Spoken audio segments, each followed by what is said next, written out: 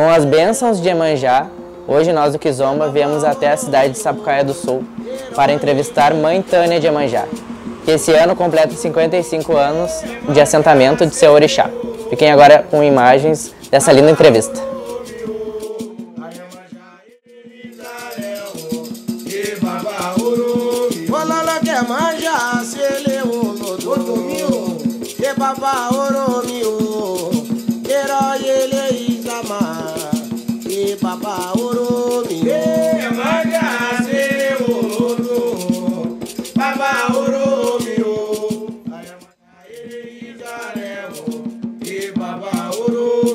Ayẹlẹ kun Ọ̀ṣun ọyàkàrà ire. Otu ẹwà o àbẹ̀wò yẹkun amala iso ẹwà o àbẹ̀lẹ̀ o. Ayẹlẹ kun Ọ̀ṣun ọyàkàrà ire wo. Ẹwà o àbẹ̀wò yẹkun amala iso ẹwà o àbẹ̀lẹ̀ o. Seguindo com nossas entrevistas aqui no Kizomba, hoje vim até a cidade de Sapucaia do Sul, no Ilê de Iemanjá, para conversar um pouquinho com a Mãe Tânia de Iemanjá. Ela que tem mais de 50 anos, né, de assentamento de orixá. Vocês pediram muito também, né, que nós do Kizomba viéssemos até o Ilê dela para conversar e conhecer um pouquinho da sua história e sua trajetória religiosa. E nós atendemos. Viemos até o Ilê. Mãe, primeiramente, eu quero te agradecer, né, em nome do Kizomba, em nome de toda a equipe, todo o carinho, né, que a senhora tem com a gente, que é desde os primórdios do Kizomba, né? Quero te agradecer, que seja uma entrevista aí que a gente possa agregar muito para a nossa comunidade batuqueira.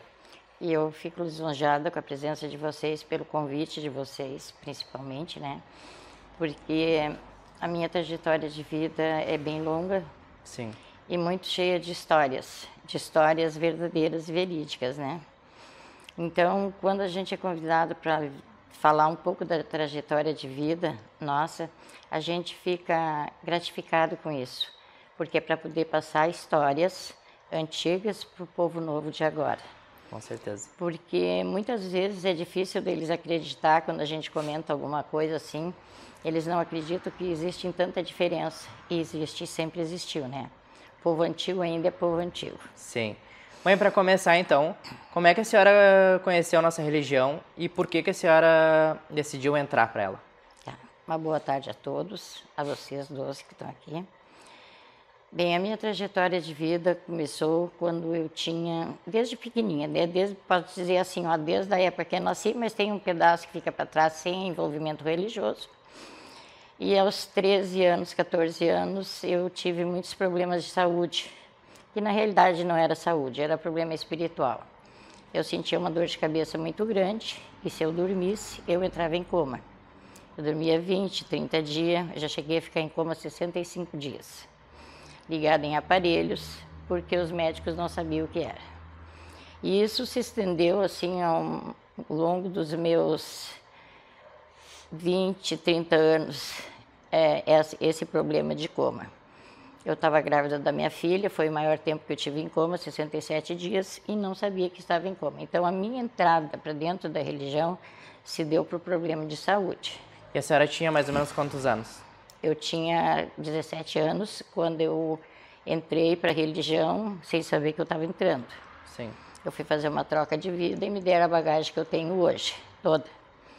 E isso foi um tempo para mim assimilar, porque meu pai me levava tanto nas casas de religião para ver o meu problema de saúde, que eu já estava revoltada com aquilo, porque um dizia uma coisa, outro dizia que é outro, e sempre existiu trabalho, e nunca existiu trabalho na realidade, né? Era um problema espiritual e aí assim, entrei com 17 anos, foi a minha entrada oficial mesmo, eu digo oficial porque foi onde eu fui fazer uma troca e me botaram no compromisso que eu tenho hoje. Então, o compromisso que eu tenho hoje, não fui eu que busquei, me deram de presente. Sim. E nessa data que eu fiz o aprontamento, né, eu não sabia o que eu estava fazendo. Para mim, assim, santo era uma imagem e pronto, né? até eu assimilar tudo, aprender tudo aquilo, eu vou dizer para vocês, foi bastante difícil, porque ninguém da minha família é de religião, só eu.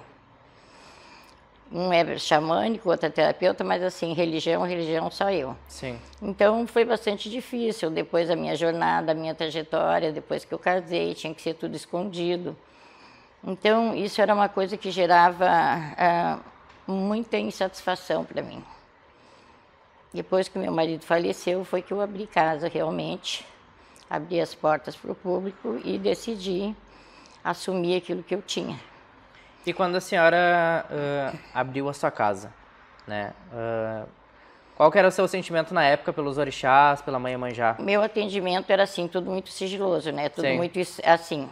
Eu tinha uma casa que frequentava, né? Eu fui feita pelo pai Nadir do Bará, lá da volta do Guerino. Então, para mim era muito difícil ir lá, né? Então, depois com o tempo, assim, ó, com o casamento, com a chegada de filhos, tudo se tornou mais difícil e eu estagnei um pouco porque o meu marido não gostava, ele era católico e tinha que ser católico. Sim. Então, quando ele viajava, eu fugia para casa de religião, uma coisa que para mim se tornava muito difícil porque eu achava que aquilo para mim eu estava pecando, esconder esse lado religioso, mas ele não aceitava. Aí, quando ele ficou doente, eu comecei a procurar a casa de religião, foi onde eu conheci a mãe Jane, mas não entrei para casa, fui procurar ajuda para ele. A mãe Jane de Oxum. A mãe Jane de Oxum, sim. Sim. E aí ela disse para mim, não precisa tu procurar nada, não tem nada que fazer para ele. Ele foi alguma coisa feita e não procura. Mediante tudo aquilo, eu já tinha percorrido todas as casas e eu parei. E em seguida ele partiu. Quando ele partiu, eu decidi, com todas as coisas que estavam acontecendo na minha vida, as meninas, que a Sueli tinha 3 aninhos, a Raquel era adolescente, então eu pensei, o que eu faço agora?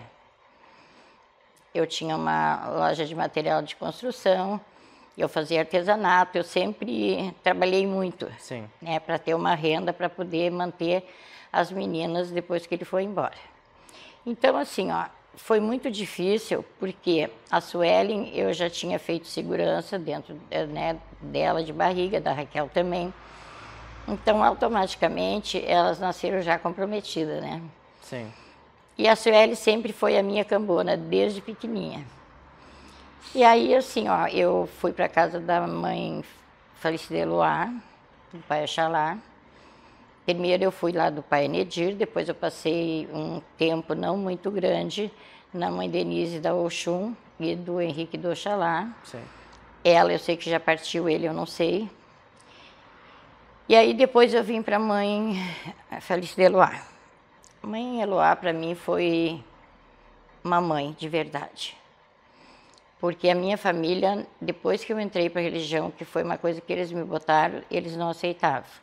Então, para mim, isso tudo se tornava muito difícil. Eu tinha as meninas e a mãe Eloá me acolheu. Uma acolhida muito boa, e quando eu fazia a obrigação.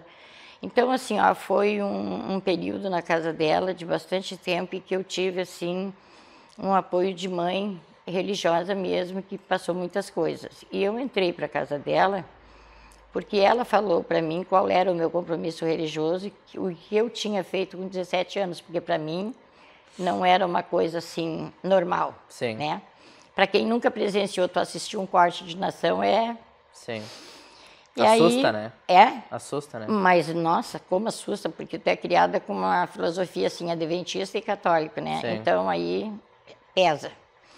Aí, quando eu fui fazer minha obrigação, eu fiz primeiro a obrigação da Raquel, que ela tinha tido meningite e pontadas junto, então eu segurei elas primeiro. Depois, em abril, no dia 23 de abril, eu fiz as minhas obrigações e a falecida lá ressentou tudo de novo, né? Algum ocultar eu tinha. Sim. Mas com tanta viagem, assim, ó, tanta mudança, muda para cá, muda para lá, foi se tornando uma coisa bastante pesada. E eu tinha eles tudo numa caixinha, né? Botei meu algodão, botei numa caixinha. Por quê? Porque, na realidade, gente, eu não entendia o que aqueles Okutá poderiam oferecer para mim. Não tinha um entendimento Não tinha o entendimento que eu tenho hoje, não. Então, para mim foi uma coisa muito difícil, assim, até eu assimilar. E quando o falecido Eló disse para mim que eu tinha que abrir casa, vocês pensam assim, ó, numa pessoa totalmente se sentir despreparada, e ela dizia que a tal data eu teria que abrir casa. Bom, eu conversei com a mãe Manjá no quarto santo dela e eu disse, mãe, se existe mesmo uma energia de orixá, como todo mundo diz para mim, então assim, ó, me mostra e me dê condições para mim fazer, porque eu não tenho nenhum salão, como é que eu vou levar para casa? Sim. Isso aqui não era como é hoje, né? Era um depósito de madeireira e eu fui transformando. Sim. E aí, em setembro, a mãe veio para casa. Já fazem quanto tempo, mãe, que a mãe já está em casa? Foi no mesmo ano que eu fiz a minha obrigação, em 91, eu abri a casa, porque era muita procura. E dali para frente, a minha vida se tornou uma vida religiosa, com as minhas filhas, e eu digo para vocês assim, ó, se eu tivesse que fazer tudo hoje de novo, eu faria. Eu ia lhe perguntar, a senhora se arrepende de alguma coisa que tenha feito? De nada. Se eu tivesse que fazer tudo de novo, eu faria. Por quê? Porque os orixás me deram vida, me ampararam no momento que eu precisava. Se um dia vocês falar com a Sueli, vocês vão ver que a Sueli entrou para dentro da enfermagem, eu tenho certeza que foi por causa de mim. Então, assim, ó, porque eu vivi minha vida praticamente da minha infância e até bem pouco tempo atrás era mais em hospital do que em casa. Sim. Eu tive muitas doenças não descobertas. Então, tudo era suposições. E as coisas existiam, assim, era que nem assim, ó, o Covid tem um sintoma. Eu tinha aquele sintoma e ia no médico, não tem nada. Tanto que, quando eu tinha essa dor de cabeça, eles queriam me operar para ver se tinha alguma coisa inflamada, porque naquele tempo não tinha a tecnologia de hoje, né? E eu disse para eles que não, eles não iam fazer, e o meu pai também não deixou, então assim, fiquei sempre nesse processo. A última vez que eu tive esse processo foi quando eu tive a Sueli.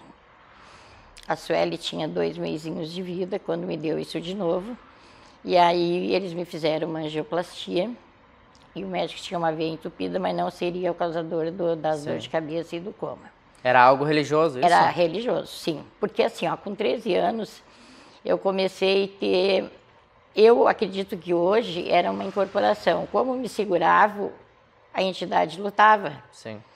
Então, assim, porque aí eles diziam que era Egum. Tanto que eu fiz várias coisas dentro da religião e nunca solucionou o problema. Solucionou o problema mesmo, que eu posso te dizer assim, ó, foi o maior tempo que eu tive fora de hospital. Foi na época que eu abri a casa de religião. E, porque daí depois a Sueli nasceu, tive esse problema e depois nunca mais entrei em coma por causa disso. Não, nunca mais. Isso foi assim, sanou da minha vida. Então, eu te digo assim, ó, não me arrependo um momento de nada do que eu fiz.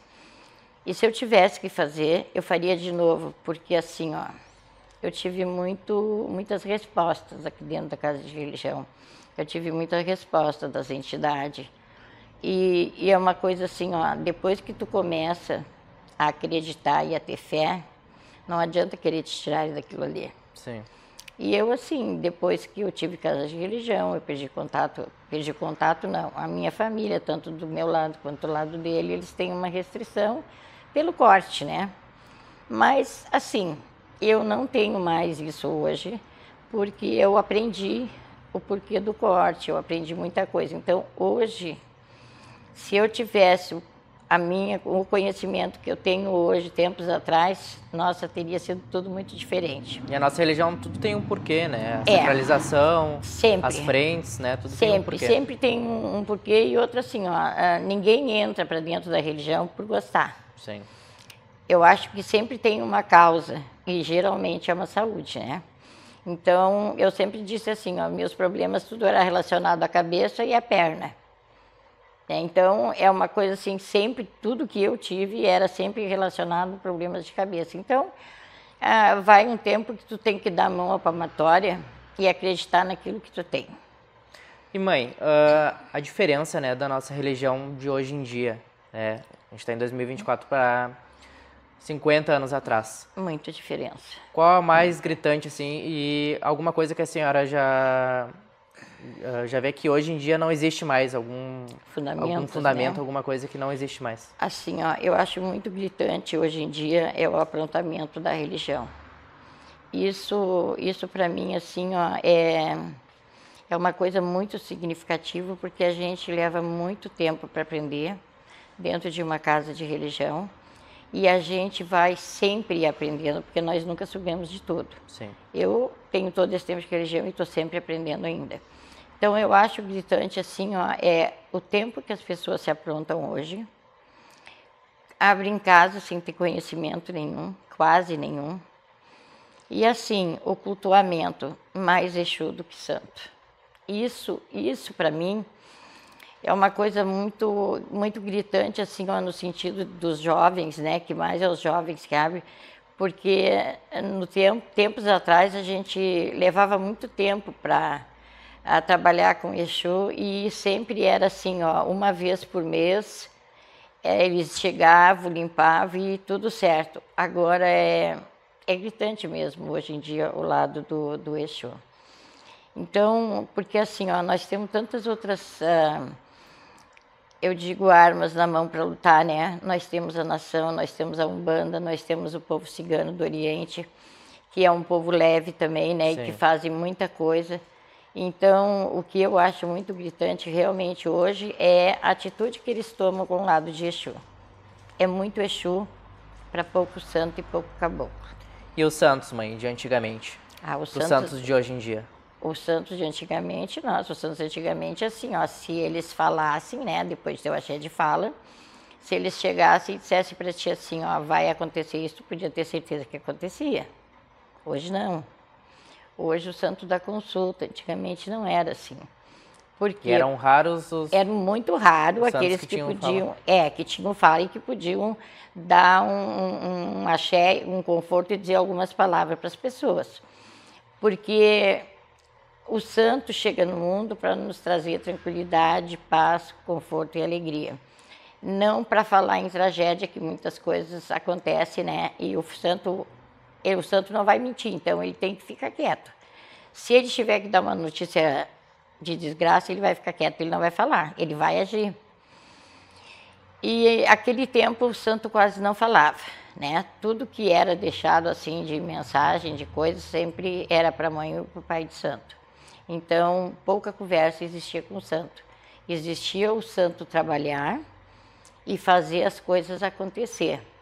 Então, e hoje em dia, assim, ó, eu vou falar uma coisa que eu não devia, mas tá trancado. Hoje em dia, tu toca uma batuque, tem mais santo do que pessoas dentro do salão.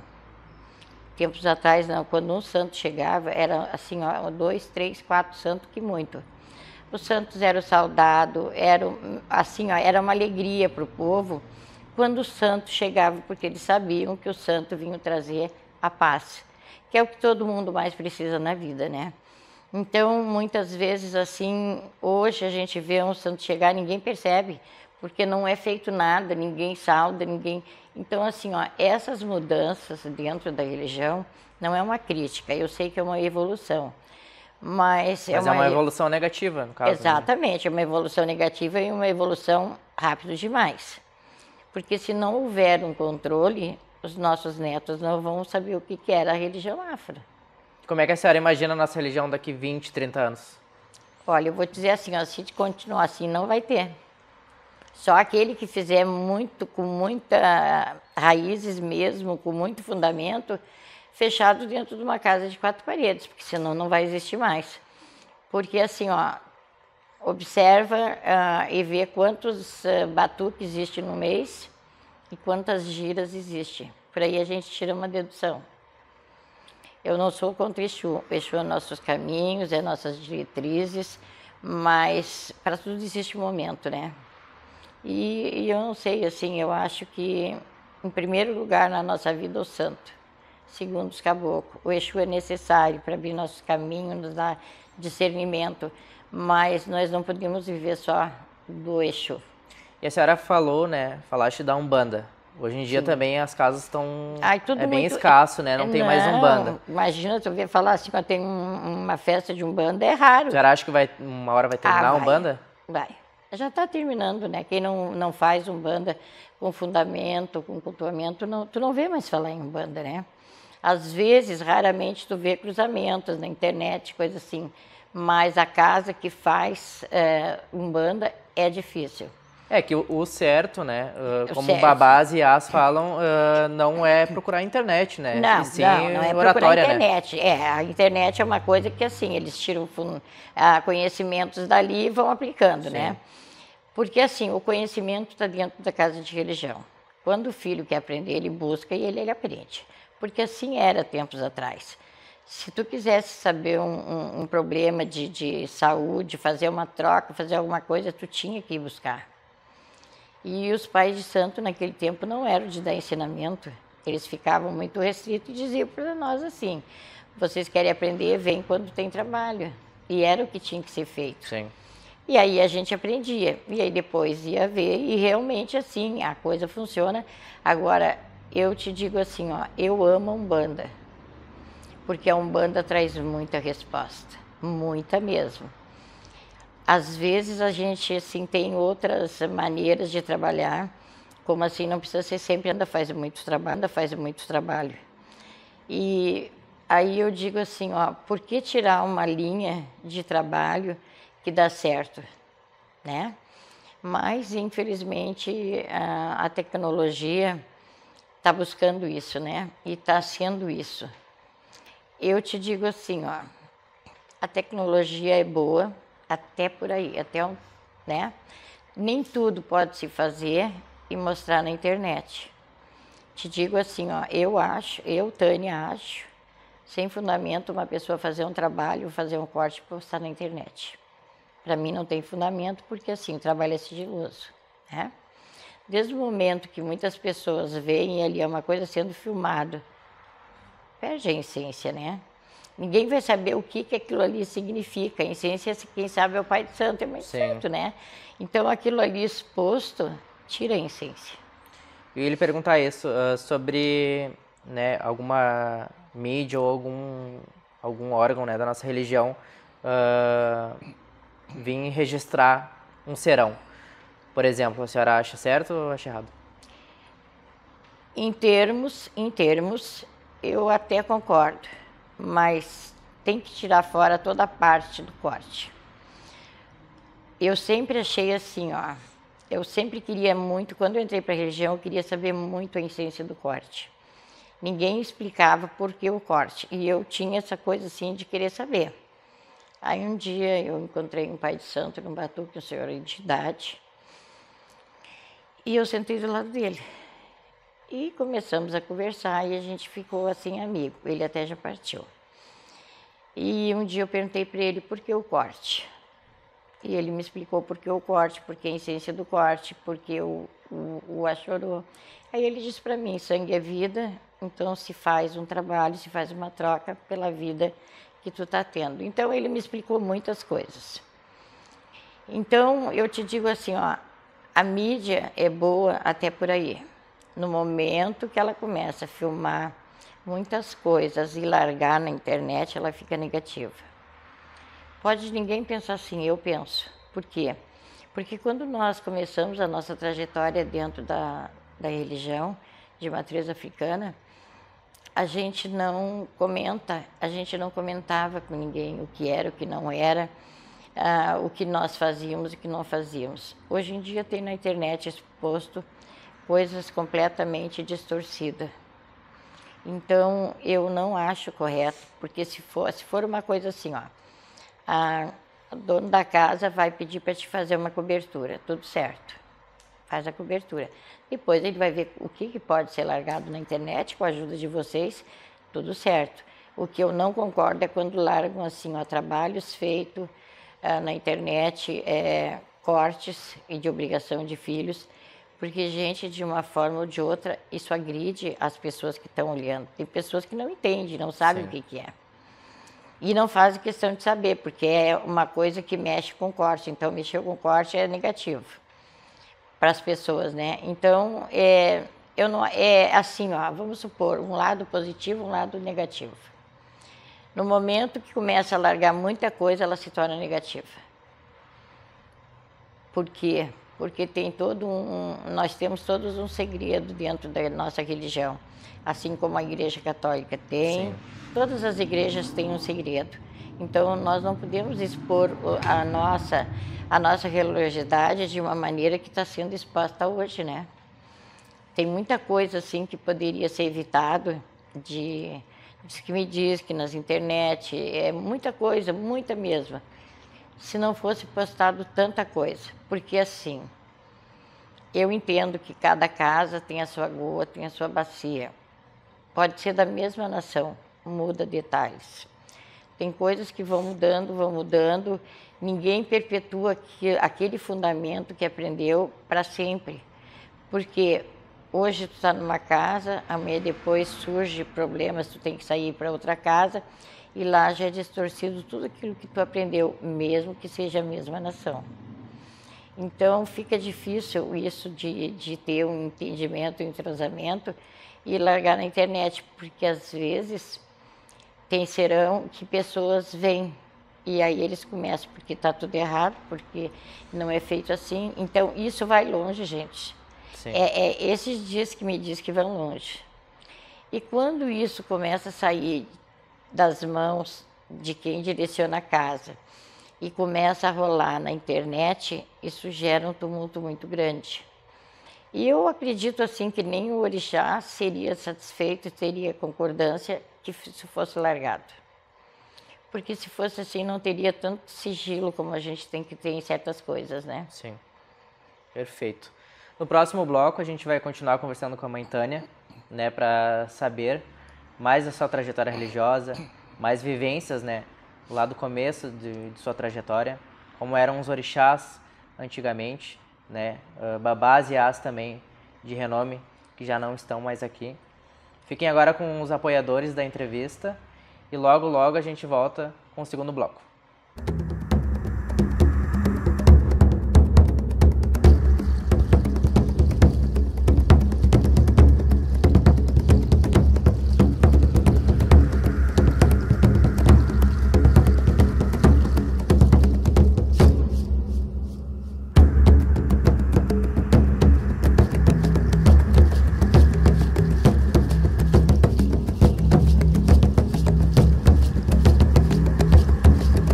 Voltamos no nosso segundo bloco, segundo e último bloco, né, com a mãe Tânia de Iemanjá.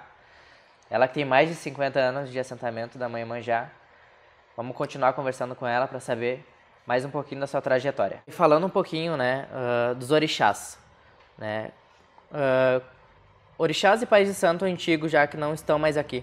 Como era a personalidade deles e quem que a senhora conviveu antigamente, mãe? Eu convivi com o pai Bará. Eu convivi com mãe Oxum, pessoas que não estão mais. Eu convivi com vários outros, Ogum. Bem dizer assim, ó, quase toda a falange dos orixá, porque eram pessoas bem antigas que já partiram, né? Então eu convivi com o pai Enedir do Bará. Minha passagem na casa dele não foi muito longa, né? Pela distância, tudo se tornou difícil. E muitas vezes pela minha imaturidade, né? Porque quando tu vai para um lugar que tu não sabe o que vão fazer, tu te torna tenso e muitas vezes a gente não armazena o conhecimento. Sim. Aí depois da minha passagem pela casa da mãe Oxum de Canoas, foi muito rápido, porque deu problemas com a Raquel. Ela teve meningite, essas coisas, e eu tive que me afastar da religião para poder cuidar dela. Graças a Deus não ficou com sequela nenhuma. Depois eu estive na casa da falecida Eloá. A falecida Eloá, eu entrei para a casa dela porque ela foi jogar búzios e ela contou tudo o que tinha acontecido na minha vida com 17 anos. Eu nunca tinha visto ela, nunca. Sim. Então ela tinha um axé de búzio muito bom. E ela era uma pessoa muito boa, assim, né? Às vezes boa para um, não boa para os outros. Os antigos dizem, né? Desculpa te cortar, mãe, que os pais de santo antigos, eles eram bem ríspidos, né? Muito, muito. Bem enérgicos, bem, né? Enérgico, porque assim, eles te incumbiam para fazer a fala de um santo E às vezes dava uma coisa assim, um aperto dentro da gente em saber que teria que dar aquilo para o santo. Sim. Mas tinha que fazer, né? Eles revisavam. Então, muitas vezes assim, ó, eu pedia perdão de ter que preparar um axé de fala, com tantas coisas assim que eu, Tânia, não concordava, né? Sim. Mas aí saía o lado religioso, ficava a Tânia, que sempre foi muito piedosa, e eu tinha muita pena daqueles santos, porque eu pensava assim para mim, se o santo é santo, por que tem que comer isso para axé de fala, né? Mas enfim, era fundamento. E eu, assim, ó, não só os pais de santo eram rígidos, como os santos também. Os santos obedeciam muito os pais de santo e eles eram, assim, aquela energia tão forte que eles, quando te davam um axé, tu te arrepiava todo, né? E era um axé. Então, assim, ó, os santos a gente podia ver que eram muito verdadeiros e muito poucos santos que chegavam. O pai Oxalá da Feliz de Eloá, ele era muito rígido, mas ao mesmo tempo ele era muito maleável em escutar a gente. Porque às vezes tu tinha problema que não adiantava tu falar para uma pessoa porque não ia resolver. Tinha que ser com um orixá. E ele é muito maleável em escutar a gente. Então eu convivi muito com o pai Oxalá. Eu convivi bastante com o pai Ogum, que era o tamboreiro que tinha na casa do pai Tesoura, do Ogum. Também já partiu. Então, assim, ó, eram assim os orixá com o Oxalá do pai Vinícius de Oxalá, de Porto Alegre, que era o pai de santo dela. Então, assim, ó, eu tive muita vivência com eles, eu tive muito aprendizado com eles. E quando a Sueli tinha 3 aninhos, o pai Vinícius viu ela dançando numa roda e disse para mim e para a Falecida Eloá, faz uma segurança para essa menina, porque ela tem que ter uma segurança. Uma hora dessa ela cai na roda, porque ela dava uns pulos muito altos, né? Tente acalmar ela. Porque a Sueli, com 4, 5 anos, já recebia caboclo na escola. Então isso gerou uma polêmica muito grande para ela e para mim, porque era tudo inédito, né? Então eles diziam que ela fazia bagunça na sala de aula e ninguém percebia, né? Então, assim, ó, eu tive convivência com esses orixás, tive bastante convivência com o pai, com a mãe Oxum, da falecida Denise, essa de Canoas. E em toda casa que eu passei, eu via muitas coisas assim que eu não concordava, né? Então, tem coisas assim que eles faziam que inclusive, eu não... um dos axés de fala, né? Que a senhora falou. É um dos axés de fala. Sim. E outro, assim, eles botavam os buridos dos filhos no sol para trazer o filho para casa. Eu não concordava com isso, porque as pessoas chegavam lá desesperadas de dor de cabeça. Então, e alguns faziam isso com o concordamento do orixá.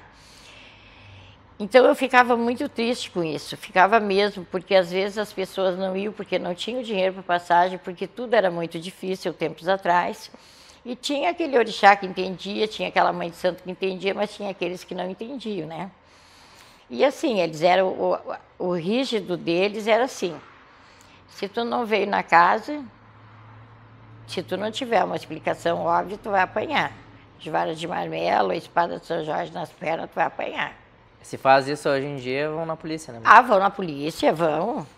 E aquele tempo era a coisa mais normal. Ia uma pessoa fazer uma limpeza, um filho da casa.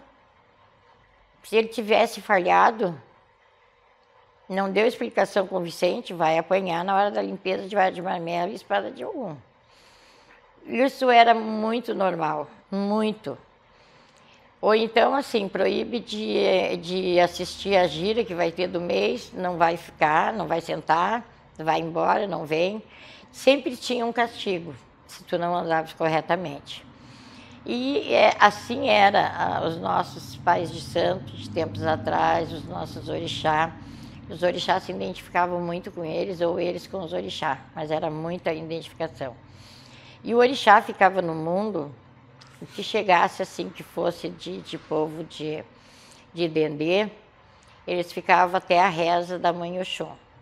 Chegava na reza da mãe Oxum, eles davam espaço para vir o povo de Mel. Se não tivesse mais ninguém que ia se ocupar ou que se ocupasse, eles não iam embora, eles ficavam até o fim, para não deixar o salão desguarnecido. Isso era uma coisa que eles preservavam muito, né? a preservação assim da guarnição do quarto de santo. Porque aí se os orixás do Dendê iam embora, ia ficar o povo do mel, não era correto ficar o povo do mel sozinho, sempre ficava um. Mas se não tinha mais povo do mel, ninguém ia embora. Ficava até o fim, até encerrar e até limpar tudo, né? Porque o acheiro naquele tempo trabalhava. Aquele tempo o acheiro trabalhava mais do que, olha, mais do que filho. Então, hoje em dia eu vejo isso assim, ó, muito distorcido. Eu já vi acheiro fazer fofoca atualmente, né? Então, assim, ó, para mim, deixa de ser verdadeiro. Porque o acheiro pode conversar algumas coisas, mas não fazer fofoca. Porque onde entra a fofoca no meio de um acheiro, como é que a outra pessoa vai poder dizer que foi um acheiro que disse, né? E aí vem e gera aqueles desencontros de meu culpo, no meu culpo, meu culpo, no meu culpo. E eu já vi pai de santo dizer para a própria pessoa que se ocupa, né? Então, isso para mim hoje em dia é irrelevante, eu não aceito essas coisas. A religião para mim é sagrada. Eu acho que é o principal segredo da nossa religião, é a ocupação. Né? No momento que o segredo da nossa religião abriu para o público, terminou a religião, terminou o encanto, porque o que encanta é os orixás, é o segredo, é o fundamento. No momento que abre isso em público, termina o encantamento, porque daí todo mundo já sabe o que é e o que não é. E uma coisa que existia naquele tempo, assim, o orixá, quando passava para cheiro, a primeira coisa, isso era uma coisa muito interessante, porque era todos que faziam isso, a primeira coisa que eles iam ver é se a mãe de santo, se não se ocupasse, se a mãe de santo já tinha se alimentado. O acheiro tinha esse compromisso de guardar a comida para os pais de santo. Então, eles guardavam aquela quantidade grande de comida para os pais de santo se alimentarem, mesmo que depois que se ocupasse, que fosse embora. Hoje, tu não vê isso. Hoje, tu vê assim, as pessoas mexendo nas comidas que ainda não é para mexer, não é hora, se alimentando e não estão nem aí. E tu diz assim, olha, não é hora de mexer nisso. Ah, ninguém nunca me repreendeu, então tudo certo. Na minha casa eu sei o que eu faço, né? Sim. Agora, na casa dos outros é difícil tu ajudar uma pessoa e tu querer ensinar alguém e esse alguém não aceita, né? Mas são coisas, né, que hoje em dia estão ocorrendo dentro da nossa religião. A senhora falou, né, sobre o axé de fala, né? Que antigamente era como era feito. E hoje em dia tem muito santo que já tem fala, né? Pois Qual que é a sua visão sobre isso, mãe? Tem alguns que já chegam pós-graduado, né? É engraçado, mas é. Eu vou te dizer assim, ó, todos os santos que eu presenciei foram fala muito bem dadas, assim, tirando as coisas que eu não concordava que davam, porque assim, ó, para mim, um santo fazendo uma levantação de cabeça, gente, já é um axé de fala. Porque, olha, tem obrigação de cabeça que, para mim, já é um axé de fala, porque ninguém vai dançar com uma cabecinha no meio do salão do jeito que ela está danificada, né? Cheia de florzinha. Então, para mim, eu sempre disse, para mim o santo prova que é fazendo uma levantação de cabeça e pronto. Que para mim, eu nunca pedi prova para santo, porque assim, ó, eu penso assim, ó, ninguém vai ir dançar no meio do salão, só que vai porque eu já presenciei muitos, né? Então, assim, ó, hoje o axé de fala para os santos foi muito amenizado. Nossa, muito, muito, muito, muito. E a senhora se adaptou também? Não. Há certas coisas da fala, sim. Fala. Isso. Porque eu não concordava da fala, sim. Eu nunca concordei, assim, de botar porcaria na fala de santo, né? Nunca. Isso eu nunca concordei, porque o santo, ele pode ser uma energia divina, que ele vem e tudo, mas ele ocupa uma matéria. E essa matéria, muitas vezes, fica com sequelas graves, como muitas pessoas do tempo antigo ficaram, por causa do algodão, que não repelia fora, hoje em dia já faz isso, mas assim mesmo, tem muitas matérias que são doentes, tem problemas no estômago, no intestino, então assim, ó, essas coisas de porcaria, como bicho, rato, cobra, que eu já presenciei axé de fala com isso, eu acho que isso não precisa existir mais, né? Faz uma levantação de cabeça, já provou que é um orixá, se ele segurar na boca. Então, assim, ó, muitas coisas eu não concordo com isso, com essas porcarias que botavam nas falas. Não concordo. Isso vai muito longe de mim, sabe? Porque eu penso assim, se é uma divindade, ela não tem que provar comendo porcaria, né? Então, assim, ó, deixa de existir aquela coisa assim, ó, de dizer que não existe uma dualidade de orixá. Se o orixá tem que comer porcaria, vai chegar uma coisa ruim para comer aquilo ali, não é o orixá que vai comer. Eu penso assim, né? Sim. Então, são coisas que a gente não aceita. Mas já tive que preparar muito axé de fala com porcaria pela exigência dos pais do santo. Perfeito. Mãe, a senhora falaste, né, dos pais de santo antigo que a senhora admira, né, e dos novos, mãe. Quem a senhora admira? Olha, eu vou te dizer uma coisa assim, ó, tem pais de santo que eu admiro muito hoje em dia. Uma pessoa que eu admiro muito, muito, muito, claro, né, admiro meu pai de santo, o meu padrinho. Uma das pessoas que eu admiro muito pelo trabalho que ela faz dentro da religião e tudo é a mãe Fernanda Barbará. Nunca falei com ela, mas eu, assim, ó, eu acompanho a trajetória dela, pelo bem que ela faz, pela ajuda que ela dá. As pessoas comentam, tanto dinheiro. Da onde vem o dinheiro dela não interessa, interessa que ela ajuda as pessoas. Nessa catástrofe que houve agora, o que essa mulher trabalhou, o que essa mulher recolheu de donativo, entregou. Então, assim, ó, eu sei que... E até hoje está E recolhendo. até hoje, né? Sim. Então, é uma pessoa que, assim, eu aprendi a admirar ela pela internet, pelos trabalhos voluntários que ela fazia. Isso chama muito a atenção da gente, né?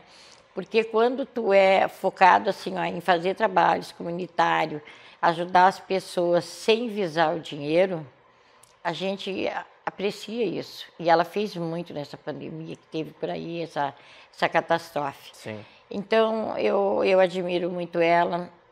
Outra pessoa que eu admiro, assim, dentro da religião, né, não é puxando saco nem nada, mas a minha filha. Sim. As minhas duas filhas, a Raquel e a Suelen, são pessoas que íntegras dentro da religião. E eu sei que a caminhada e a jornada delas é árdua ainda, é longa ainda, mas é aquilo que foi preparado para elas, não foi por mim, mas sim pelos orixás delas, né?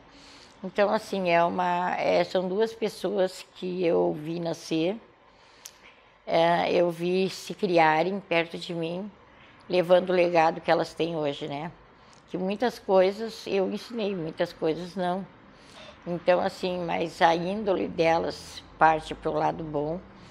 E assim, eu espero, que nem eu sempre digo para a Sueli, espero que tu leve o teu legado de uma forma como eu tenho trazido até aqui, né? Até o momento que eu passei a casa para ela. Sim. Então, eu acho que isso é uma coisa que está dando muito certo, sabe? Porque assim, ela toma conta da casa, ela tem os filhos delas, eu não tenho filhos, tenho afilhados. E ela segue, ela faz a coisa. Ela vai seguir a casa, né? Ela vai seguir a casa, Sim. Exatamente. Eu já passei para ela em vida isso tudo para não ter que estar dando um transtorno depois. Porque a gente é mortal, né? A gente tem que pensar em certos momentos dolorosos que uma pessoa vai passar. Se eu passo em vida, ela não vai precisar mexer na estrutura da casa. Sim. Se eu não passo em vida, ela vai ter que mexer em tudo, né? Então, eu acho assim, ó, pelo bem. E ela está sempre comigo, eu estou sempre aqui do lado dela, então não tem porquê, né? Com certeza. Mãe, a gente vai se encaminhando então para o final da entrevista. Né? Quero te agradecer mais uma vez pela acolhida aqui no Ilê. Como sempre, né, a senhora, a mãe Suelen, muito receptivas comigo e com a nossa equipe. Esse ano, né, a senhora, como comentou ali mais cedo, vai completar 55 anos da Mãe Iemanjá, né? Uhum. Então, para nós finalizar, como é que a senhora está se sentindo com essa data, mãe? Olha, eu vou te dizer assim, ó, eu nunca cuidei a data do meu orixá, de aniversário do meu orixá. Quem começou a cuidar dessas datas foi a Sueli. Sim. Né? Eu nunca... Porque assim, tu fala em tempo de religião, as pessoas pensam que tu está criando um ênfase para ti, né? Eu nunca fui de comentar mesmo, tanto que tem pai santo que diz que eu não tenho esse tempo de religião. Agora, se eu não tivesse, não teria por que dizer que tenho, né? Sim. Então, assim, ó, como eu me sinto, que eu tenho que aprender cada vez mais, eu ainda não sei tudo. Eu digo para vocês assim, ó, cada cliente que eu atendo, eu aprendo. cada neto, eu digo que são meus netos, né, os filhos da Sueli, cada neto que eu tenho aqui dentro eu aprendo, cada um tem uma personalidade, cada um tem uma visão de ver, e eu aprendo muito com a Sueli. Eu digo para vocês assim, ó, um aprendizado com a Sueli, com a Raquel, mas mais com a Sueli que está sempre aqui comigo. Eu aprendo muito com ela porque assim, se eu tivesse o conhecimento que ela tem, na idade que ela tem, teria sido muito diferente. Por quê? Porque a gente vai se espelhando naquelas transformações, naquelas mudanças que teve dentro da nossa religião, e aí tu vai vendo assim, ó, que a tua filha está seguindo o teu caminho. Isso te gratifica, te lisonjeia e te deixa muito feliz. Eu vou dizer para vocês assim, ó, eu sou muito grata a Deus e a todos os orixás, porque a minha filha tem uma índole, ela tem uma trajetória de vida ainda longa e ela faz religião com muita honestidade. E que eu acho que isso precisa-se muito hoje, né? Dentro do nosso lado africano, porque todos nós temos um pouco de africanismo, né? Todos nós temos o pé na África e não adianta a gente dizer que não, porque temos. Então, é uma coisa assim, ó, e toda pessoa que está dentro da religião, em uma vida ela já foi africana, ela só veio agora buscar e terminar o que estava fazendo naquele tempo. Então, assim, eu tenho isso comigo. Quando a gente conhece alguém e esse alguém tem uma amizade com a gente já teve algo na vida passada, em alguma outra vida. Sim. Eu trabalho muito com regressão, né? Então, e gosto do espiritismo porque me traz muita resposta. Então, assim, a religião hoje em dia, assim, ó, tem que ter muito cuidado as pessoas que estão fazendo a religião. Porque se não cuidar, a nossa religião vai deixar de existir. O lado africano, que é o lado não só bonito, como é um lado verdadeiro, como é um lado que pode trazer respostas para muitas coisas, vai terminando. Sim. Então, isso que teria que ter muito cuidado. Perfeito. Mãe, agora deixa um recado para quem te acompanha no Kizomba, pode olhar para aquela câmera ali, e deixa um recado para os seus afiliados, né, e todos que estão te acompanhando. Agradecer, primeiramente, aos orixás por ter me dado essa oportunidade de ser entrevistada hoje. Muitas vezes as pessoas acham que uma entrevista é muito, porque a gente pode divulgar aquilo que está dentro do nosso coração e do nosso pensamento. Agradeço ao pai Duda de Oxalá, agradeço ao pai Davis, o Dindo de Ogum, agradeço a Sueli, e a todas as pessoas que, de uma forma ou de outra, podem ter me indicado para ter essa entrevista. Gente, é muito gratificante, assim, ó, a gente poder expor nosso pensamento no mundo de hoje que nós estamos vivendo, um mundo que é praticamente só virtual.